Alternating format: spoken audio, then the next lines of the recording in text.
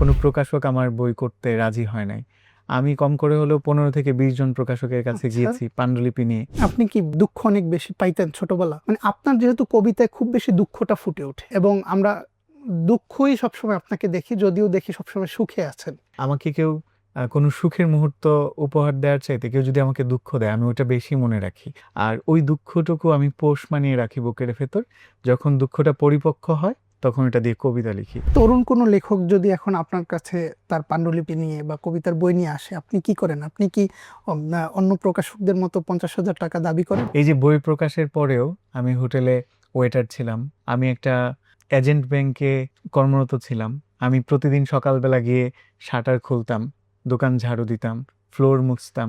আমার এই জীবনে যা, যা প্রাপ্তি আমার কিচ্ছু যায় না। আমার শৈশবটাকে যদি আমার মায়ের কাছাকাছি থেকে, মায়ের আঁচলের কাছে থেকে শেষ করতে পারি, এটা আমার সবচেয়ে বড় প্রাপ্তি হবে।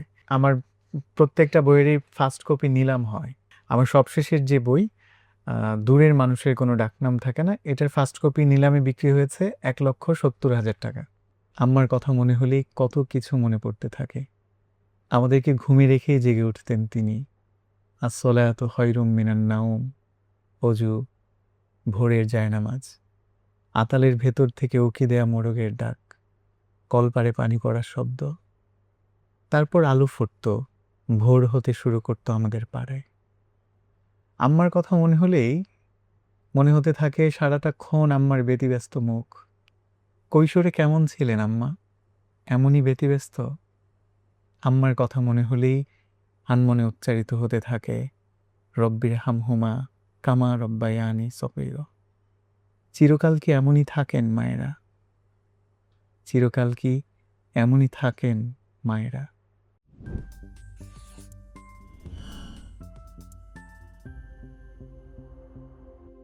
আসসালামু আলাইকুম, আমি এনামুল হাসান। রকমারি লেখক আছেন প্রোগ্রাম আবারও ফিরে এসেছে। শুরু হচ্ছে সিজন 2। আর এই সিজনের প্রথম পর্বে আমাদের গেস্ট হিসেবে সাথে আছেন কবিতায় গল্প বলা মানুষ সালমান হাবিব। পাঠক, চলুন গল্প শুরু করি। আসসালামু আলাইকুম ভাই, কেমন আছেন? ওয়ালাইকুম আসসালাম, আলহামদুলিল্লাহ ভালো আছি। আপনি কেমন আছেন? আলহামদুলিল্লাহ ভাই। ভাই, আমরা একদম শুরু থেকেই করি। ছোটবেলার সালমান হাবিব কেমন ছিলেন আসলে? একেবারে জন্ম পরবর্তী সময়টুকু তো আমি জানি না, কেউ কোনো হুম মানে হুম। মানুষই আসলে জানে না, কারণ তখন আসলে আমাদের স্মৃতি গ্রো করে না ওভাবে। তবে একটা প্রত্যন্ত অজপাড়া গাঁয়ে আমার জন্ম, যেখানে ইলেকট্রিসিটি ছিল না। এই কথাটা যখন বলি তখন সাদাত হোসেনের সুরটা আমার কানে বাজে। তিনি আমার পছন্দের লেখক, এই কারণেই কিনা তার সব জিনিসই আমার আসলে নখদর্পণে থাকে। তো আমারও এরকম জন্ম একটা গ্রামীণ পরিবেশে, যেখানে আমরা হারিকেন, কুপিবাতি এগুলো দেখেছি। আহ, গ্রামের একটা প্রাইমারি স্কুলে যেতাম, সকালবেলা মক্তবে যেতাম। ফজর আজানের পরপরেই আম্মা ডেকে তুলতেন আমাদেরকে। আমার দাদি ছিলেন, আহ, মায়ের চাইতে দাদির ভূমিকাটাই বেশি ছিল। দাদি ফজরের না আজান হলেই তিনি ডাকা শুরু করতেন। আচ্ছা। তো যত সময় গড়াতো ততই তার ডাক আরো মানে কর্কশ হতে থাকতো আর কি। তো সেই কাক ডাকা ভোরে, মানে তখন হয়তো কাক ডাকেনি, আমাদেরকে তুলে দিতেন। আমরা ঘুম ঘুম চোখে টিউবওয়েল থেকে মানে পানি চেপে বের করে তারপর হচ্ছে অজু করে যেতাম। কখনো কখনো আপনি খেয়াল করেছেন কিনা, গ্রামীণ ওই টিউবওয়েলগুলোতে রাতের পর মানে অনেকক্ষণ কেউ যদি পানি না পানি তোলে, উঠাতে, হ্যাঁ হ্যাঁ তখন হ্যাঁ। এটা আর থাকতো না, অন্য বাইরে পানি থেকে দিয়ে দিয়ে এরপরে তারপরে পানি ওঠাতে হতো। বলতে গিয়ে মনে পড়লো আর কি আমার। তো ওভাবে আমরা যখন আসলে একেবারে তখনও আলো ফোটেনি বাইরে, হুম, মক্তবে যেতাম। ইন্টারেস্টিং ব্যাপার হলো ওই মক্তবে নুরানি মানে পদ্ধতিতে যে কোরআন শিক্ষা দেওয়া হুম, হয়, হুম, হুম, মাখরাজ, তারপরে তাজভিদ, ওই জিনিসগুলো ছিল। হুম, হুম। তো এটার কদর তখনও বুঝিনি যখন স্কুলে পড়ি, কিন্তু পরবর্তীতে যখন আমি ওখান থেকে মাদ্রাসায় শিফট হলাম, তখন সেটার গুরুত্ব আমি বুঝলাম আর কি, যে মাখরাজ তাজভিদ যে কতটা গুরুত্বপূর্ণ। তো এই যে বললাম যে হচ্ছে খুব ভোরে অজু করে মক্তবে যাওয়ার সময় কুয়াশার ভেতর দিয়ে হেঁটে যাচ্ছি, হুম, হুম, হাতে একটা রেহাল, কায়দা, আমপাড়া। হয়তো হুজুর তখনও আসেননি। হুজুর হয়তো চাদর গায়ে দিয়ে এই কুয়াশার ভেতর থেকে হুম। শুভ্র সফেদ পোশাক পরিহিত একজন লোক আসছে। ওই দৃশ্যগুলো আমার চোখে এখনো আর কি ভাসে। তো এইভাবেই আসলে বেড়ে ওঠা। আমি জানি যে এরকম গ্রামে যারা বেড়ে ওঠে তাদের আসলে বেড়ে ওঠাটা এরকমই। তো এই তো। আচ্ছা, আপনি হুজুরের ফিরে আসা বা ছোটবেলার মক্তবের যে কথাগুলো বললেন, এইখানে একটু কিছু ভয়ানক বা ডেঞ্জারাস কিছু পয়েন্ট থাকে না? যেমন মক্তবে কিন্তু আমারটা বলি, আমি প্রচুর মাইর খেয়েছি, হ্যাঁ, প্রচুর পিটাইতো।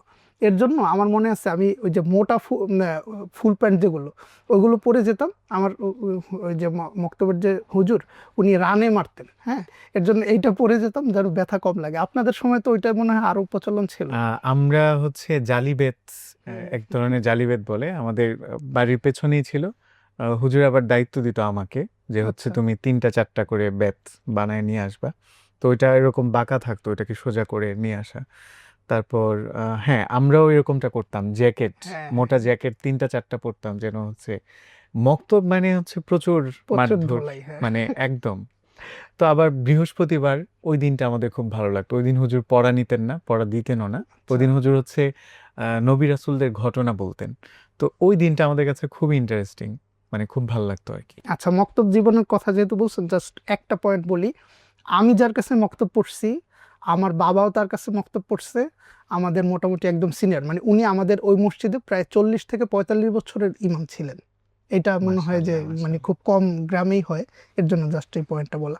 আচ্ছা, কবি সালমান হাবিব হয়ে ওঠার পিছনে সব থেকে বড় অবদান বা ভূমিকা কার ছিল? মানে এটা যদি শৈশব থেকেই বলি, যে শৈশব থেকেই আপনার পিছনে লেগেছিল, জোকের মতো হয় না যে একজন লেগেছিল।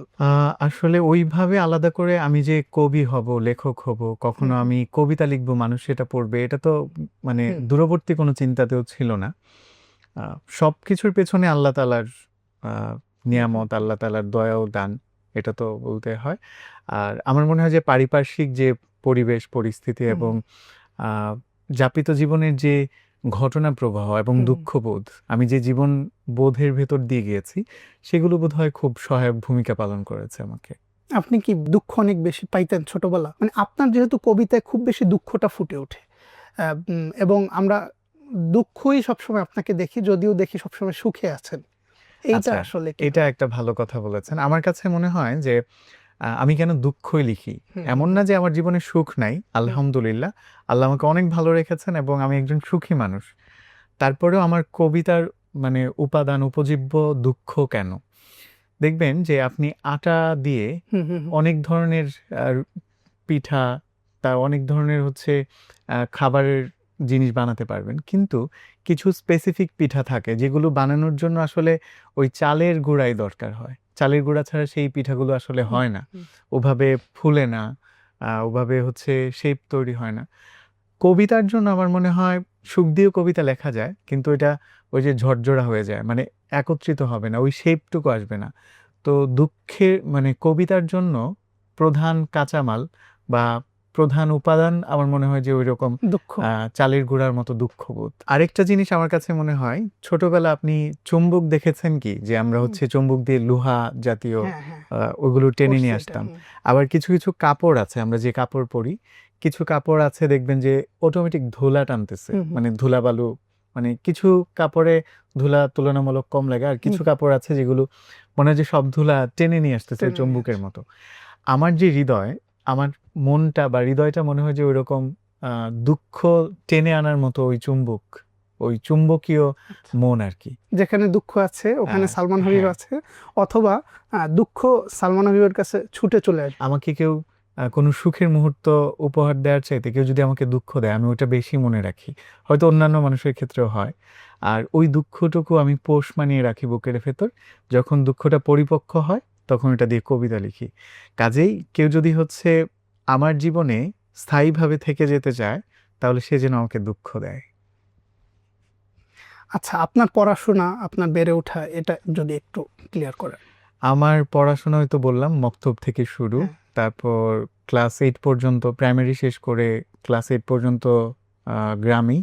8 এ পরীক্ষা দেওয়ার পর আমার দাদি মানে ১ম বললেন আমার বাবাকে, তখনো পর্যন্ত আমরা ২ ভাই। এখন আচ্ছা। আমরা ৩ ভাই। আমার আমার জীবনে ইনফ্যাক্ট আমাদের পুরো পরিবারের জীবনে আসলে আমার দাদির ভূমিকা অপরিসীম। আ তার বদৌলতে আমি হাফেজ হতে পেরেছি আরকি। তো আমার দাদি বললেন আমার বাবাকে যে, "তোমার তো ২ টা ছেলে, তো একজনকে মাদ্রাসায় পড়াও।" মানে আমি চাই যে একজন হাফেজ হোক। তো আমার বাবা তখন আর কোনো দ্বিধা করেন নাই, কিন্তু স্কুলে গিয়ে যখন বলার পর, আমি ফার্স্ট বয় ছিলাম স্কুলে, তো স্যাররা মানে অমত পোষণ করলেন যে হচ্ছে এত ভালো একটা ভালো ছেলে। স্টুডেন্ট। তখন পর্যন্ত আসলে এই আমি জানি না এখনো আছে কিনা, মাদ্রাসায় দেওয়া হতো তুলনামূলক কম মেধার যে ছেলে পেলে আছে, অথবা একটু একটু বেশি দুষ্টমি একটু করে, গরিব। গরিব। তো স্যাররা আমার বাবাকে বললো যে হচ্ছে এ তো পড়াশোনা অনেক ভালো, মেধা ভালো, ওকে কেন মাদ্রাসায় দিবেন? তো আমার আব্বা তখন যে উত্তরটা দিল যে আমার মায়ের ইচ্ছা যে আমার ছেলে মাদ্রাসায় পড়বে। তো আমি মাদ্রাসার জীবন কি, মাদ্রাসার পড়াশোনা কি, ওইটুকু কিছুই জানি না। আমি দেখি যে আমার 8টা-10টা সাবজেক্ট স্কুলে, আর বললো মাদ্রাসা, আমি জিজ্ঞেস করলাম যে মাদ্রাসায় কি পড়ায়? বলে যে সারাদিনে 1 পাতা কোরআন শরীফ পড়া দিলেই হবে। আমি তো মহা খুশি। আর সেটা পড়াবে আমাকে শহরে। হুম। আমি ট্রেনের কথা পড়েছি বইয়ের পাতায়, আচ্ছা। বাসের কথা পড়েছি, শহুরে জীবনের কথা পড়েছি বইয়ের পাতায়, সেটা স্বচক্ষে দেখতে পারবো। ওই যে একটা আগ্রহের জায়গা, সেখান থেকে মাদ্রাসায় চলে এলাম একদম প্যান্ট শার্ট পরা অবস্থাতেই। মাদ্রাসায় এসে আমাকে সাধারণত নুরানিতে ভর্তি করায়, কিন্তু আমাকে ভর্তি করানো হলো ইন্টারভিউ দিয়ে নাজেরায়। ওই যে ছোটবেলার তাজভিদ মাখরাজের কথা বলেছিলাম, দেখি যে এগুলো আমি সব পারি আমার সেই উস্তাদের কারণে, মক্তবের হুজুরের কারণে। তো নাজারায় ভর্তি হয়ে গেলাম।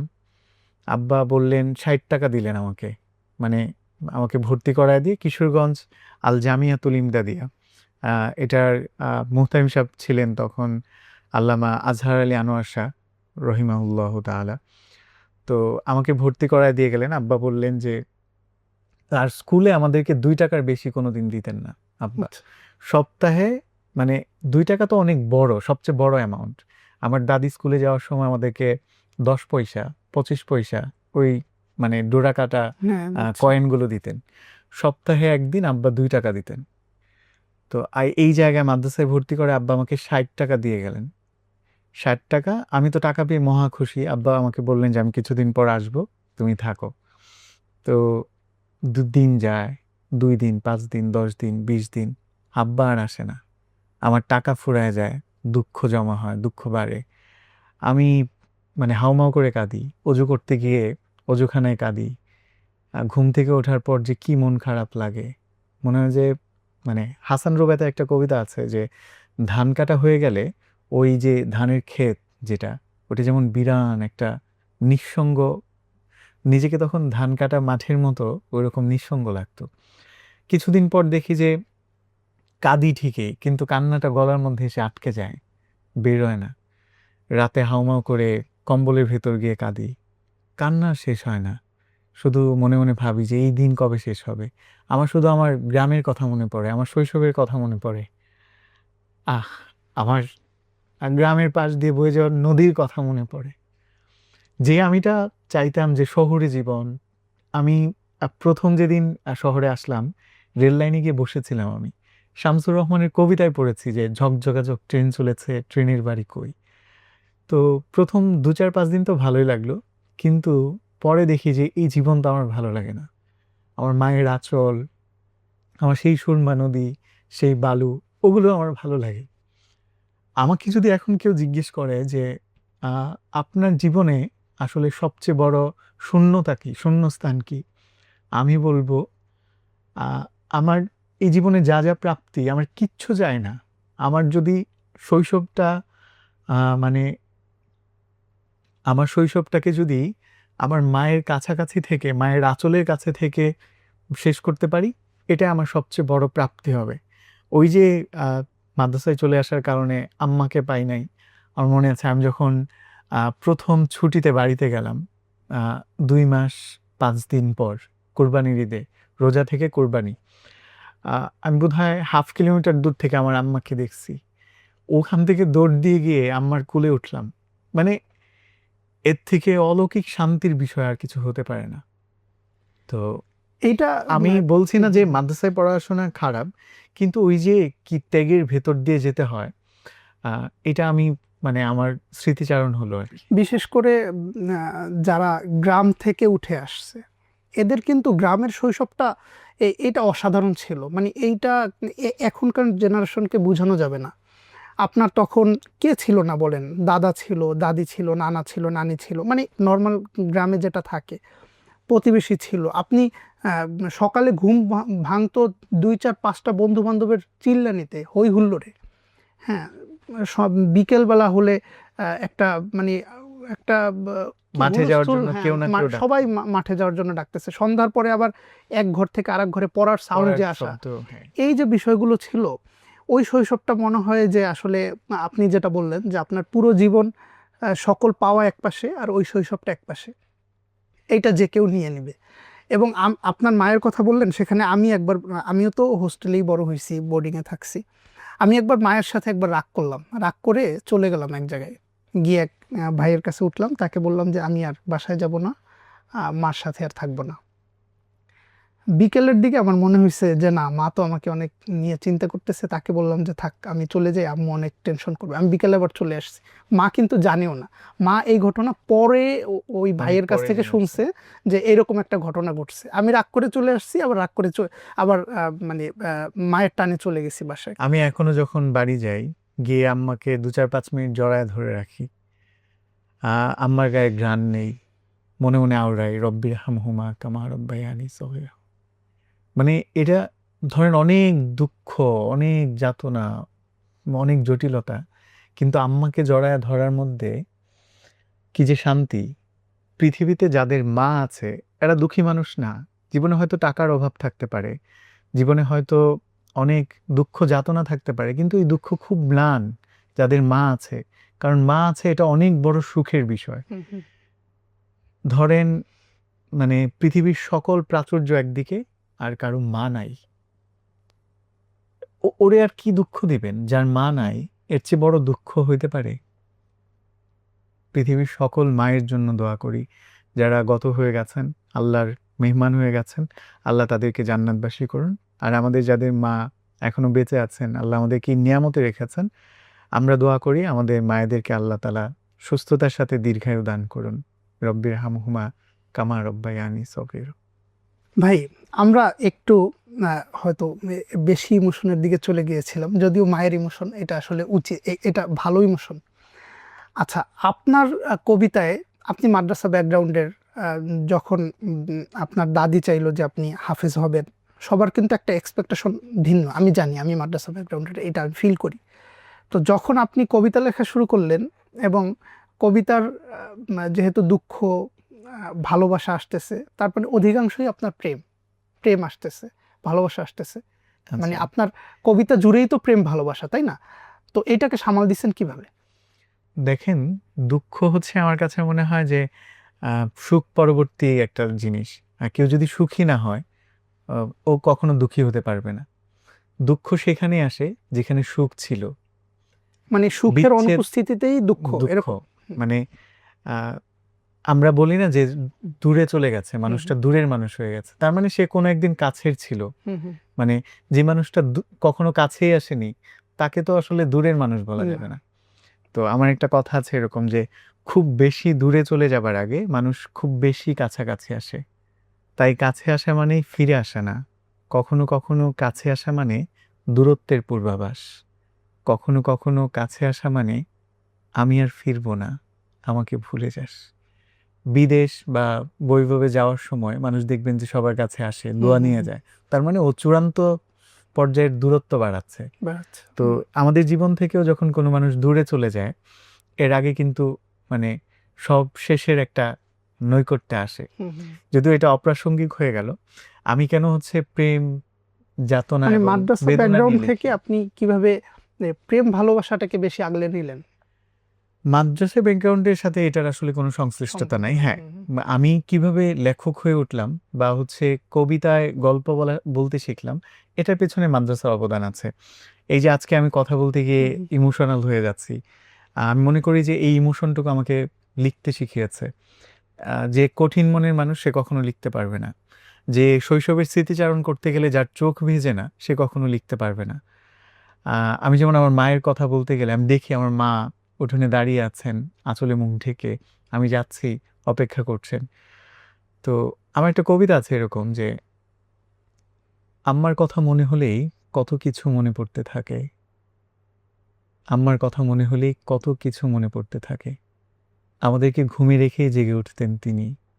আসসালাতু খায়রুম মিনান নাওম, অজু, ভোরের জায়নামাজ, আতালের ভেতর থেকে উকি দেয়া মোরগের ডাক, কলপারে পানি পড়ার শব্দ। তারপর আলো ফুটতো, ভোর হতে শুরু করতো আমাদের পাড়ায়। আম্মার কথা মনে হলেই মনে হতে থাকে সারাটাক্ষণ আম্মার ব্যতিব্যস্ত মুখ। কৈশোরে কেমন ছিলেন আম্মা? এমনই ব্যতিব্যস্ত? আম্মার কথা মনে হলেই আনমনে উচ্চারিত হতে থাকে, রব্বির হামহুমা কামা রব্বায়ানি সগীরা। চিরকাল কি এমনই থাকেন মায়েরা? চিরকাল কি এমনই থাকেন মায়েরা? হৃদয়ে ছুঁয়ে গেল ভাই। আমার মনে হয় আমার মা কি জন্ম থেকেই মা, মানে মায়ের যে একটা মানে ছেলেবেলা ছিল, শৈশব কৈশোর ছিল, ওটা আমি চিন্তা করতে পারি না। আমি শুধু দেখি যে সকালবেলা খাওয়ার পর আম্মা দুপুরে কি রান্না হবে ওটা নিয়ে তিনি ব্যস্ত হয়ে যান। দুপুরে রান্নার পর রাতের খাবারের আয়োজনটা কি হবে, কতজন আসবে, কোনো একজন মেহমান আসলে কিভাবে কিভাবে মা যেন ম্যাজিক্যাল ভাবে ম্যানেজ ম্যানেজ করে করে ফেলেন। ফেলতেছেন, হ্যাঁ। তো এই যে মা সুলভ যে একটা ব্যাপার, তিনিও তো একজন মানুষ, তিনি আসলে জন্মেছেন, তার শৈশব ছিল, তার মানে চাওয়া পাওয়া কিশোরী আছে। বেলা ছিল। তো আমার আমার ইচ্ছে করে আমার মায়ের শৈশবটা কেমন ছিল, শৈশবে আমার মা দেখতে কেমন ছিলেন, তিনি আসলে কিভাবে দৌড়াতেন, এই যে ফড়িংয়ের পিছন পিছন, বা হচ্ছে তিনি মক্তবে আসতেন যেতেন। তো এই জিনিসগুলো আমার খুব মানে চিন্তায় আসে। এই যে চিন্তাটা আসে, এটা মূলত আমাকে এই লেখক হতে চিন্তাটা সাহায্য কিন্তু আমরা করেছে। কেউ করি না, বা আমাদের চিন্তায়ও আসে না। এই যে আপনি বললেন না, আহ, আমি আমার বাবা মায়ের লাভ লেটার পড়ছি, ওই পর্যন্ত চিন্তায় আসে, হ্যাঁ, যে হ্যাঁ ঠিক আছে আম্মু এক সময় প্রেমিকা ছিলেন, হ্যাঁ, এরকম ছিলেন। কিন্তু আপনি যে এই যে পয়েন্টটা ধরায় কিশোরীবেলা, দিলেন, হ্যাঁ, ছেলেবেলা, কিশোরীবেলা শৈশব। আম্মাও তো এক সময় স্কুলে যাওয়ার জন্য সকালবেলা তাকে হ্যাঁ, কেউ উঠাইতো, হ্যাঁ, তাকে কেউ ঘুম থেকে উঠানোর জন্য, মায়েরও তো মা ছিল। মায়েরও মা ছিল, এবং সেও তো রুটিন ব্রেক করতেন। হ্যাঁ, আমরা কিন্তু আমাদের মায়েদেরকে রুটিন ব্রেক করতে দেখি না, মানে সেই রুটিন, সে যেটা বলতেছে ওইটাই রুটিন, হ্যাঁ, কিন্তু তারও উনিও তো একটা কখনো রুটিন রুটিন ছিল, হ্যাঁ। ভাঙতেন। তো এটা একটা ভালো পয়েন্ট বলছেন ভাই, আসলে এইভাবে ভাবিনি। তো এই জিনিস আমি ঘুরে ফিরে হয়তো মায়ের কাছে মানে মানে ঘুরছি আর কি। আসলে এইখান থেকে আসলে দূরে যাওয়ার সুযোগও নাই। তারপর আমি ওই যে মাদ্রাসায় ছিলাম, ওখান থেকে তখন আসলে মোবাইল ফোন ছিল না, অতটা আচ্ছা। অ্যাভেলেবল ছিল না। আমাকে কোনো একটা কিছুর প্রয়োজন হলে বাড়িতে চিঠি লিখতে হতো। বাড়িতে চিঠি লিখতে হতো, আব্বা আম্মা কেমন আছে, হয়তো 200 টাকা লাগবে, আমি চিঠিতে লিখতাম। এই চিঠি যেতে যেতে 3-4 দিন, ওটার উত্তর দিয়ে আবার ডাকযোগে আমাকে টাকা পাঠাতেন, হয়তো 200 টাকায়।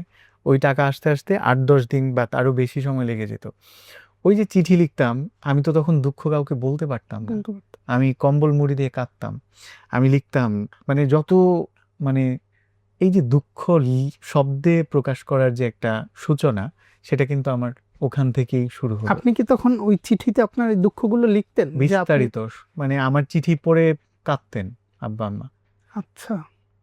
তো কখনো কখনো এমন হতো যে আমি চিঠি পাঠানোর পর চিঠি পৌঁছাবার আগে আমি বাড়ি পৌঁছে গেছি, হয়তো আচ্ছা। আমার সামনে আমার চিঠি আসলো, সবাই খুলে একসাথে পড়ছে।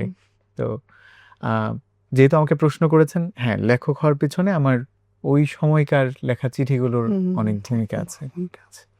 আচ্ছা, আপনার প্রথম লেখা কোথায় পাবলিশ হয়েছিল, কবে? প্রথম লেখা কোথায় পাবলিশ হয়েছিল, মানে ছাপা অক্ষরে? হ্যাঁ, হ্যাঁ। ধরেন আপনার প্রথম একটা কবিতা কোথাও পাবলিশ হয়েছে, এটা পত্রিকায় হতে পারে, আমাদের কোনো ম্যাগাজিন বা এই টাইপের। প্রথম লেখা প্রকাশিত হয় কিশোরগঞ্জ আল জামিয়াতুল ইমদাদিয়ার মাদ্রাসার যে দেয়ালিকা থাকে, আচ্ছা ওখানে আমি লিখেছিলাম আর কি। আচ্ছা, মানে আপনার বই পাবলিশ হওয়ার আগে লেখা না, কোথাও আমার কোথাও? লেখা কেউ আচ্ছা। ছাপতে চায় নাই। মানে আমি চেষ্টা করি নাই, ব্যাপারটা তা না। যেমন আমি আমি আসলে বই করার ক্ষেত্রেও কোনো প্রকাশক আমার বই করতে রাজি হয় নাই। আমি কম করে হলেও 15 থেকে 20 জন প্রকাশকের কাছে আচ্ছা। গিয়েছি পাণ্ডুলিপি নিয়ে। সবাই শুধু আমাকে জিজ্ঞেস করতো যে কত হাজার টাকা দিব, অথবা আমার ফেসবুকে ফলোয়ার কত। বিশ্বাস করেন, ফলোয়ার যে কি জিনিস, ওই জিনিসটা আমি তখনো পর্যন্ত জানতাম না। ফেসবুকে আমার রিয়েল নামে আইডি ছিল না, সালমান হাবিব নামে আইডি ছিল না। আমার ফেসবুকে আইডির নাম ছিল একজন অব্র। একজন লেখক আছেন আবুল ফাতা মুন্না, চিনে থাকবেন হয়তো। ওনার একটা মানে লেখার চরিত্রের নাম হচ্ছে অব্র, ওইটা আমার খুব ভালো লাগে। তো ওই নামে আমি ফেসবুকে আইডি খুলে রেখেছি। তো তো যখন হচ্ছে প্রকাশকের কাছে যায়, আমাকে জিজ্ঞেস করে যে কত হাজার ফলোয়ার বা অথবা 500 কপি বই করে দিব, কত টাকা 50,000 দিবেন? টাকা লাগবে। তো আমি খুব হতাশ। কেউ আমাকে আসলে, আমি যখন ব্যর্থ হয়ে ফিরে আসি, তখন আমি পড়াশোনাই করি, ফরিদাবাদ পড়ি আরকি। আচ্ছা।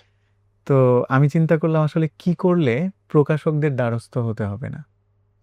পরে দেখলাম নিজেই যদি প্রকাশক হয়ে যাই, কিন্তু প্রকাশক হতে গেলে তো অনেক হ্যাসেল। তো দেখলাম যে হচ্ছে সার্টিফিকেট লাগবে, মানে হচ্ছে ট্রেড ট্রেড লাইসেন্স। লাইসেন্স লাগবে। আমি আব্বাকে বললাম যে আমাকে একটা ট্রেড লাইসেন্স করে দেওয়া যাবে কিনা গ্রাম থেকে, আমাদের উপজেলা যে চেয়ারম্যান আছে। আব্বা বললেন হ্যাঁ, এটা করে দেওয়া যাবে, সমস্যা নেই। কিন্তু আব্বা আবার আমি যেহেতু মাদ্রাসায় পড়ি, আমার বই প্রকাশ হোক বা আমি কবি হয়ে উঠি, এটা আমার পরিবার চাইতো না। এক প্রকার পরিবারের বিপক্ষে গিয়ে হচ্ছে লেখালেখির করা। তো যখন ট্রেড লাইসেন্স আমাকে করে দিলেন, আমি তখন আমার প্রকাশনীর নাম দিলাম নিজেই পুনশ্চ পাবলিকেশন। আপনারা এখন হয়তো পুনশ্চের অনেক বই আপনারা সংগ্রহ করেন। এই পুনশ্চের সূচনা হচ্ছে এখান থেকে। আর আমার কাছে পুঁজি ছিল 700 টাকা। আচ্ছা। আমি মাদ্রাসায় পড়ি, 700 টাকা পুঁজি। 700 টাকা দিয়ে তো কিছুই করা যায় না আসলে। তো আমি ফেসবুকে যেহেতু লিখতাম, তখনকার সময়ের একজন নির্বাহী আ ম্যাজিস্ট্রেট, তিনি বিসিএস পাস করে মাত্র জয়েন করলেন। তিনি কিভাবে যেন আমাকে মানে খেয়াল কন্ট্রিবিউট রাখতেন করলেন, আরকি। হ্যাঁ, আচ্ছা। বললেন যে হচ্ছে, "আপনি এক কাজ করেন।" উনি আমাকে 10,000 টাকা দিলেন। আচ্ছা। দিয়ে বললেন যে, "এটা দিয়ে কাগজ কিনেন, আপনি শুরু করেন।" তো আ আর আমাকে বইয়ের প্রচ্ছদ করে দিলেন হচ্ছে নন্দনের আবুল ফাতা মুন্না। বইটার নাম ছিল 'অতটা দূরে নয় আকাশ, যতটা দূরত্বে তোমার বসবাস'। আমি কাগজ কিনলাম, আমার প্রচ্ছদ হলো, মানে ইনারও সেটআপ করে দিলেন। তখন ছাপাবো কোথায়? যে প্রেসে যাবো। তো আমি এর আগে অনেকদিন ঘুরলাম। প্রেসে গিয়ে ওনাদের সাথে কথা বললাম। বললাম যে হচ্ছে আমি তো বই ছাপতে চাই। তবে যেই টাকা আসে ওই টাকার অনুযায়ী আমি আপনাদের এখানে কাজ করে দিব। আচ্ছা। মানে ছাপাখানায়। তো উনি রাজি হলেন। ফকিরাপুলের এক ভদ্রলোক। আ বাদাইখানাতেও সেম। আমি মানে ওনাদেরকে আপনি বললাম ওইখানে তারা কাজে নিয়ে নিছেন হ্যাঁ, লিটারালি? হ্যাঁ। আমার কত ২১০০ টাকার মতো বিল কতদিন কাজ আসছিল। করছেন ওইখানে? আমি ৬ দিনের মতো। ৬ দিনের মতো ওই প্রেসে ছিলাম। ৬ দিনে তার মানে পেমেন্ট কত আসছে, কত ধরছে? ওই যে যেই ২১০০ টাকার আচ্ছা, মানে যে ও বিল আসছিল, মান্থলি আপনার না, আমি শুধু আমার যে বিলটুকু আসছে ওই বিলটুকু আমি কাজ ও করছি আচ্ছা, আরকি। আচ্ছা। ২১০০ টাকা পাবে, আপনি হ্যাঁ, ২১০০ টাকার কাজ করে দিবেন হ্যাঁ, তাদের ওইখানে। হ্যাঁ। আচ্ছা। বাদাইখানাতেও সেম এরকম হুম, ঘটনা ঘটলো। আমি তখন ৳১৩ করে একটা বই বাঁধাই হয়। এখন হয়তো এটা, তো উনাদের এখানে আমি বোধহয় এরকম ৫ দিন না ৭ দিন কাজ করে দিলাম উনাদের সাথে। তারপর আমার বই আসবে ফেব্রুয়ারির ১ তারিখ। এর মধ্যে আমার বাবা অ্যাক্সিডেন্ট করেন। বাইক অ্যাক্সিডেন্ট করে উনার ২ টা পাই ভেঙে যায়। ইন্নালিল্লাহ। তো আমরা এটা তখন, কত সনের ঘটনা? এটা ২০১৮ সাল। আচ্ছা, আচ্ছা। তো আব্বা তখন পঙ্গুতে চিকিৎসা নিলেন। মানে পরিবারের এই অবস্থা। আমরা তো গ্রামে আপনার আব্বা। সাথে না ভাই, মাঝখানে একটু থামাই। আপনার সাথে আমার অনেক মিল পাচ্ছি। আমার মায়ের একবার অ্যাক্সিডেন্ট করে ২ টা পাই ভেঙে গেছে। এইটা ২০১৭ র ঘটনা। হ্যাঁ, হ্যাঁ। আচ্ছা ভাই, পরে কি হলো? তারপর পরিবার এরকম একটা মানে হুম, খারাপ অবস্থার ভেতর দিয়ে যাচ্ছে। আমি যদি এখানে বই নিয়ে পড়ে থাকি এটা না, কেমন এটা দেখায়? তো তখন আমি আমার বড় ভাইয়ের সাথে থাকতাম হাজারীবাগে। হুম, হুম। তো আব্বাকে এখানে নিয়ে আসলো। আব্বার খেদমত, চিকিৎসার জন্য। তখন বই-টই সব কথা ভুলে গেলাম। বই কিন্তু ওদিকে বাঁধাইখানায় কমপ্লিট। হুম, ফেব্রুয়ারির দিন যায়, সপ্তাহ যায়। ফেব্রুয়ারির ২৪ তারিখ, মানে ২৮ ফেব্রুয়ারি পর্যন্ত বইমেলা। আর হুম। ৪ দিন বাকি আছে। ফেব্রুয়ারির ২৪ তারিখ আমি হচ্ছে আমার বই নিয়ে বইমেলায় গেলাম। তো আমি যেহেতু নিজের প্রকাশনী, কোথাও তো বই রাখা যাবে না। না। তখন বাংলার প্রকাশন নামে এই প্রকাশনীর সাথেও কথা বলিয়ে দিয়েছিলেন আবুল ফাতা মুন্না, ওই আচ্ছা। ভদ্রলোক। হুম। আ আমি তাকে অনেক কৃতজ্ঞতা জানাই। তো ওখানে আমি বই রাখলাম। বই রাখার পর আমার মনে আছে এই ৪ দিনে আমার বোধহয় ২৮ না ৩০ কপি বই বিক্রি হয়েছে। আচ্ছা। আমি ভাবতাম যে আমি বই নিয়ে আসলে অনেক কপি বই চলে যাবে। হুম। কারণ ফেসবুকে দেখতাম যে লাইক, কমেন্ট, হ্যাঁ, হ্যাঁ। শেয়ার। তো এই জিনিসটা আসলে এখন নবাগত নতুন যারা নবীন লেখালেখিতে যারা এসেছেন তারা এই ভুলটা করে থাকে। ফেসবুকে লাইক কমেন্ট ফলোর এক্সপেকটেশন একদম হ্যাঁ, হাই হয়ে যায়। আমরা ভাবি যে হচ্ছে আচ্ছা 1K 2K রিয়াকশন পড়ছে, এখান থেকে বোধ হয় আমার 1,000 কপি বই সেল হয়ে যাবে, অথচ 10 জনও বই কিনে না। বা 500 কপি, যে যে- ঠিক আছে 1000 হ্যাঁ, মানুষ পছন্দ করছে, 500 জন তো কিনবে। বই পাড়ার এই ফেসবুকের সোশ্যাল মিডিয়ার এই লাইক কমেন্ট বা রিয়াকশন হচ্ছে বেলুনের বাতাসের মতো। হুম। এটা আসলে নিজস্ব জায়গা তৈরি না করতে পারলে এই বাতাস দিয়ে আসলে কিছু হয় না। আমার মনে আছে আমার স্টলের সামনে আমি দাঁড়িয়ে থাকতাম, আমাকে গিয়ে জিজ্ঞেস করতো মানুষ যে আজকে সালমান হাবিব কি বইমেলায় এসছে। তখন পর্যন্ত আমি বইয়ের ভালো লাগতো, পেছনে এটাও তো ভালো লাগতো, আমার তাই না? নিজের ছবি দেই নাই, এবং ফেসবুকেও আমার ওরকম ছবি খুব কোনো বেশি, ইয়ে নাই। হ্যাঁ। তো এই জিনিসটা আমার কাছে ভালো লাগতো। তারপর তো গেল, এই আমার জার্নিটা শুরু হয়। আচ্ছা, এখন আপনার প্রকাশনী থেকে, যেহেতু আপনার বই প্রথমে কোনো প্রকাশনী নিচ্ছিল না, মানে প্রকাশকরা রত্ন চিনতে ভুল করছে। প্রকাশকরা নিচ্ছিল না, নিজেই রাগ করে প্রকাশনী দিলেন। এখন আপনার প্রকাশনীতে টোটাল পাবলিশ হওয়া বইয়ের সংখ্যা কত? 45টার মতো। 45টার মতো। এবং এখানে আপনার মানে নিজের বই কয়টা? আমার নিজের বই 16টা। 16টা। এবং আপনি যদি ধরেন লাস্ট 1 বছরের যদি একটা ডেটা জাস্ট শেয়ার করেন যে আপনার প্রকাশনের এত কপি বই বিক্রি হয়েছে, ওটা একটা ওটা আনুমানিক। বাদ দিই, যেহেতু আমার নিজের গল্প বলছি সেটা হ্যাঁ, বলি যে হ্যাঁ, আপনারটাই বলেন যে আমার আপনার। আমার আমার প্রত্যেকটা বইয়েরই ফার্স্ট কপি নিলাম হয়, মানে হ্যাঁ, এটা তো হ্যাঁ। নিলামে বিক্রি হয়। আমার সবশেষের যে বই দূরের মানুষের কোনো ডাকনাম থাকে না, এটার ফার্স্ট কপি নিলামে বিক্রি হয়েছে 1,70,000 টাকা। আচ্ছা, 1,70,000 টাকা। হ্যাঁ, আমি এর একটা আগেরটা খেয়াল করছিলাম, ওইটাও মনে হয় 1.5 লাখের কাছাকাছি গেছিল, হ্যাঁ। এরকম একটা কিছু।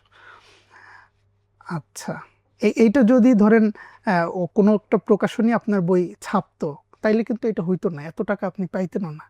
মানে তার মানে হ্যাঁ। আমি যেটা বুঝাতে চাচ্ছি, আপনি মানে তীব্র একটা ভাঙনের মধ্য দিয়ে গেছেন, এবং প্রত্যাখ্যান হওয়ার বা প্রত্যাখ্যাত হওয়ার যে একটা যন্ত্রণা, এই যন্ত্রণার মধ্য দিয়ে আপনি গেছেন। এর জন্য মনে হয় এবং ভাঙনের, আপনি নদীর তীরবর্তী হুম, এলাকায় আছেন, ভাঙনের কিছুই এখনো দেখেন নাই। এই যে বই প্রকাশের পরেও আমি হোটেলে ওয়েটার ছিলাম, আমি একটা এজেন্ট ব্যাংকে কর্মরত ছিলাম। আমি প্রতিদিন সকালবেলা গিয়ে শাটার খুলতাম, দোকান ঝাড়ু দিতাম, ফ্লোর মুছতাম। তারপরেও যে দোকানি উনি এসে পায়ের জুতা ঝাড়া দিয়ে বলতো যে কি ঝাড়ু দিলেন, কি মুছলেন। তো ওখানে আমি কাজ করেছি 6 মাসের মতো, আমাকে 1 টাকা বেতন দেয় নাই। আমি ওখান থেকে তারপর চলে এলাম, এসে আবার লেখালেখিতে যুক্ত হলাম। একজন কবি হইতে হলে সম্ভবত এইসব দুঃখের মধ্য দিয়ে যেতে হয়। মানে শুধু কবি না, আমার মনে হয় প্রত্যেকটা জীবনের গল্পে আসলে সুখটা, মানুষের জীবনের সুখটা হচ্ছে আকস্মিক বিষয়। ওই যে হঠাৎ হঠাৎ দমকা হাওয়া আসে না, ধরেন আমরা গরমের মধ্যে বসে আছি, হঠাৎ একটা দমকা। হাওয়া আসলো, বাতাস লাগলো একটু, এই সুখটা ওই রকম হিমেল হাওয়ার মতো, এক পশলা বৃষ্টির মতো। সারাক্ষণ কিন্তু আমরা গরমে, ব্যবসা গরমের মধ্যেই থাকি। তো আর সারাক্ষণ দুঃখের মধ্যে থাকি, বা সুখটা হঠাৎ হঠাৎ আসে দেখি কিন্তু আমরা সুখটাকে অনুভব করতে পারি ওরকম করে। আচ্ছা, আপনার জীবনের আসলে যে গল্প, এটা নিয়ে আসলে আলাদা একটা পর্ব হওয়া উচিত। এইটা আমরা নর্মালি লেখক আছেন এই প্রোগ্রামগুলোতে, বই, লেখক, লেখালেখি এগুলোই আনি, কিন্তু আপনি গল্পের যে অ্যাঙ্গেলগুলো বলতেছেন, আমি আসলে লোভও সামলাতে পারছি না, আবার ঘড়ির দিকেও তাকাতে হচ্ছে। আচ্ছা, আমরা এগিয়ে যাই, ইনশাল্লাহ আপনার এই গল্পগুলো আমরা শুনবো। বর্তমান সময়ে কাদের কবিতা বা কার কবিতা আপনি খুব আগ্রহ নিয়ে পড়েন? আমি যদি দুঃখ না হলে আসলে কবিতার দ্বারস্থ হয় না মানুষ। একটা মানুষ খুব সুখে আছে, সে কিন্তু কবিতা পড়বে না। না। মানুষ দুঃখী না হলে আকাশ দেখে না, মানুষ দুঃখী না হলে বেলকনিতে যায় না, বারান্দায় যায় না। এটা বোধহয় ইশতিয়াক আহমেদ ভাইও লিখেছেন যে সুখী মানুষেরা কখনো বেলকনিতে যায় না। মানে মানুষ যখন একটু বিষণ্ণ থাকে, দুঃখী থাকে, তখনই সে আকাশের দিকে তাকায়, তখন সে একটু বারান্দায় যায়, তখন সে একটু কবিতার দ্বারস্থ হয়। তো আমি যখন হালকা ধাঁচের দুঃখের মধ্যে থাকি, তখন সমসাময়িক বা হচ্ছে পূর্ববর্তী কবিদের কবিতা পড়ি। আর যখন খুব বেশি দুঃখের মধ্যে থাকি, তখন জীবনানন্দ পড়ি। আর মানে আপনি বুঝবেন, যখন আমি জীবনানন্দ পড়ছি, তার মানে আমি তখন মানে প্রগাঢ় দুঃখের ভেতর আছি। আচ্ছা, বর্তমান সময়ে সালমান হাবিব বাদে কার কার কবিতা আপনার ভালো লাগে? এরকম 1-2 জনের নাম বলেন। আমার নিজের লেখা কবিতার বাইরে সাদাত হোসেনের কবিতা পড়ি, হাসান রুবায়েতের কবিতা পড়ি, আহ, মুশফিকুর রহমান আশিক নামে এক ভদ্রলোক আছেন, তার লেখা পড়ি। আহ, লেখা পড়ি হচ্ছে আরিফ হোসাইন নামে পুনশ্চ পাবলিকেশনের একজন লেখক আছেন, দুর্দান্ত লেখেন, আচ্ছা। তার লেখা পড়ি। আরও অনেকের লেখা পড়া হয়, এটা এখন হয়তো নাম মনে আসছে না। তরুণ যারা লিখছেন তারাও খুব দুর্দান্ত লিখছেন, এক এক করে নাম বললে আসলে নাম শেষ হবে না, এই কারণে আলাদা করে আর নাম উল্লেখ করছি না। তরুণ কোনো লেখক যদি এখন আপনার কাছে তার পাণ্ডুলিপি নিয়ে বা কবিতার বই নিয়ে আসে, আপনি কি করেন? আপনি কি অন্য প্রকাশকদের মতো 50,000 টাকা দাবি করেন, নাকি আসলে না, ছাপেন? আমি ফিরিয়ে দেই না। তরুণ কোনো মানে যিনি কবিতা লিখেন বা লেখালেখিতে হুম। আসতে চান, যদি মানসম্মত পাণ্ডুলিপি হয়, লেখা হয়, আমরা ছাপাই। আচ্ছা। আচ্ছা, আপনার তো নিজের রচিত 16টা বই, 16টা বইয়ের সংখ্যা। এর মধ্যে সবথেকে প্রিয় বই আপনার কোনটা? মানে প্রিয় বলতেছি এই দিক থেকে কোনো পাঠক যদি চায় সালমান হাবিবের একটা বই দিয়ে শুরু করবে, কোন বইটা আপনি বলবেন? আল্লাহকে ভালোবাসি। আপনার এই কবিতার বই থেকে একটা কবিতা আমাদেরকে শোনান। আচ্ছা, এইসব মধ্যরাতের উঠোনে দাঁড়ালেই আমি দেখতে পাই আমার পরলোকগামী গৃহায়ন কতটা নড়বড়ে। উপরে ছাউনি নেই, দেয়ালে পেরেক নেই, পথ চলার পাথেও নেই, নেই আসবাব জ্বালানোর উনুন, বসবার একটা মাত্র পিঁড়ি।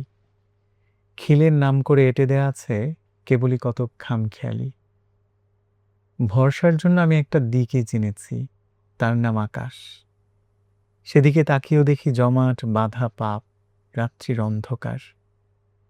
সঙ্গী সহায়হারা অসহায় মানুষের মতো নিরাশ হতে হতে আমার মনে পড়ে একটি বিশুদ্ধ বাক্য, প্রভুর বারণ। মনে পড়ে লা তাকনাতু মির রহমাতিল্লাহ। এই একটি মাত্র জুমলা আমার অন্তরে জমা করে আজন্ম বিশ্বাসের ভিত। আমার দৃষ্টি তখন আকাশ ছাপিয়ে আরশের দোরগোড়ায়। মধ্যরাতের মৌনতা ভাঙে অজুর গড়িয়ে যাওয়া পানি। প্রতিটি রুকু আমাকে আরও নত করে, সিজদা শেখায় শুকুর। এমন করে এই মধ্যরাত্রিতে আমি হতে চাই প্রভুর। এমন করে এই মধ্যরাত্রিতে আমি হতে চাই প্রভুর। কে বলে সালমান হাবিব শুধু প্রেমের কবিতা লিখে? এটা তো যারা বলে তারা হয়তো সালমান হাবিবকে মানে চিনতেই পড়েই পারে নি। না, হ্যাঁ, পরেই নেই। আচ্ছা, মানে অনেকে বলেন যে সালমান হাবিব ওভাররেটেড, সালমান হাবিব তার কবিতার থেকে সালমান হাবিব বেশি জনপ্রিয়। এইটাকে আপনি কিভাবে ব্যাখ্যা করবেন? দেখেন, মানুষকে কিন্তু আপনি ভালোবাসতে বাধ্য করতে পারবেন না।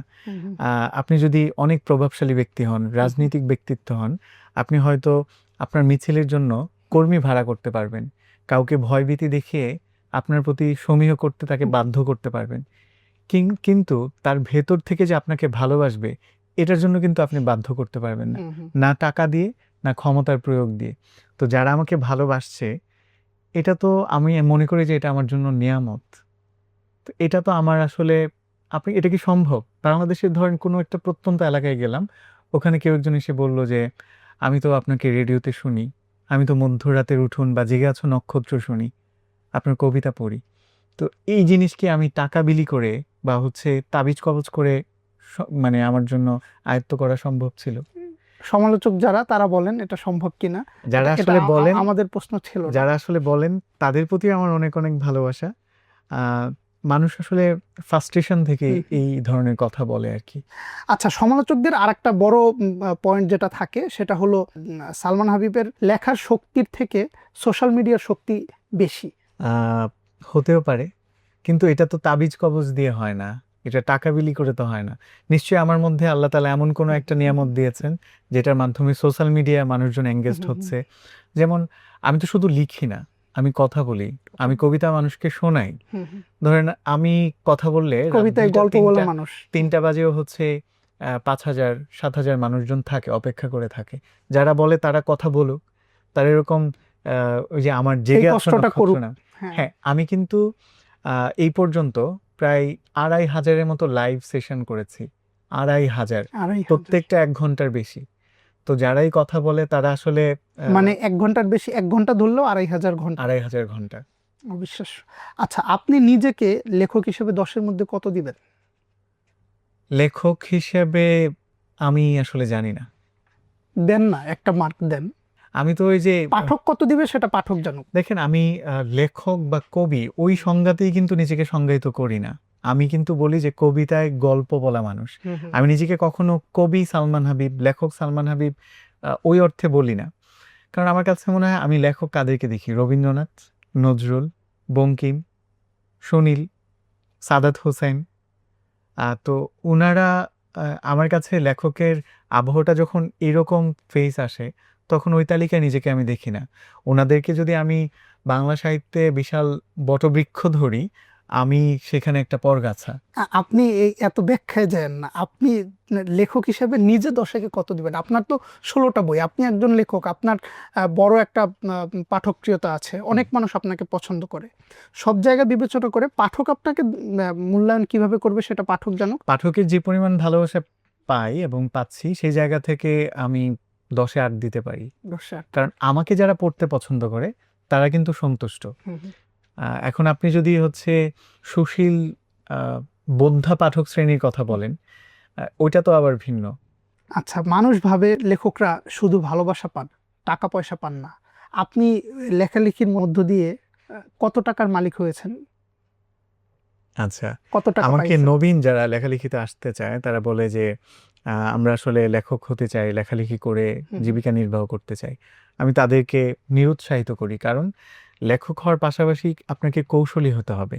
কারণ আমরা জানি আমাদের দেশের প্রেক্ষাপটে আপনি যদি কোনো প্রকাশনী থেকে বই প্রকাশ করেন, আপনি রয়্যালিটি পাবেন 10 থেকে 15%।